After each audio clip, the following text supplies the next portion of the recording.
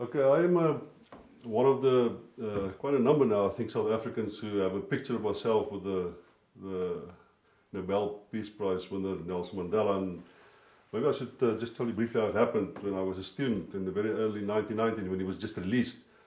He went around universities, and I think in an effort to address Afrikaner fears, he addressed a number of meetings at Afrikaans universities. And I was at the time, I was quite in favor of the idea of free speech, and I was part of a massive brawl that broke out among students, and it was a big fight and a lot of chairs and tables flying, and he was sitting there at the stage and couldn't say a word, waiting for all this to go away. And eventually we managed to get the right-wingers out of all those who prevent him from speaking, and he went ahead with his speech.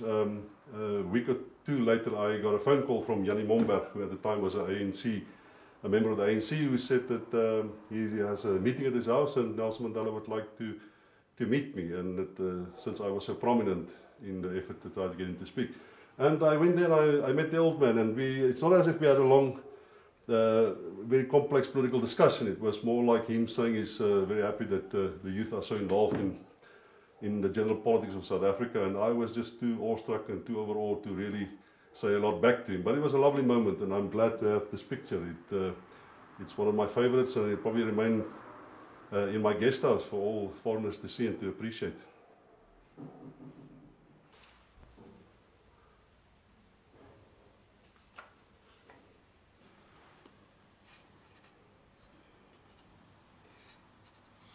Well, I think to a large degree Nelson Mandela represented the new start to politics. It represents the legitimization of South Africa, but it also represents freedom for those people who used to be his oppressors, for Afrikaners specifically.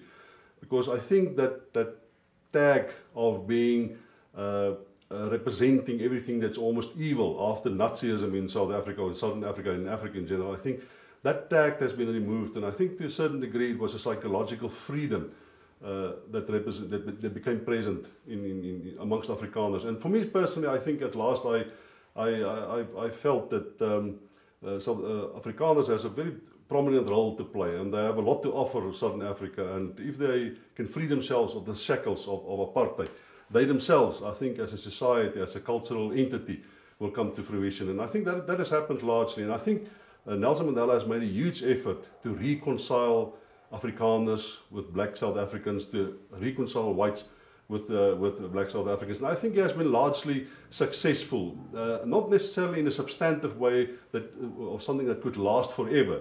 I think it's something that you have to build on and try to remanage again, and you will always have some flaws and fault lines developing along the way.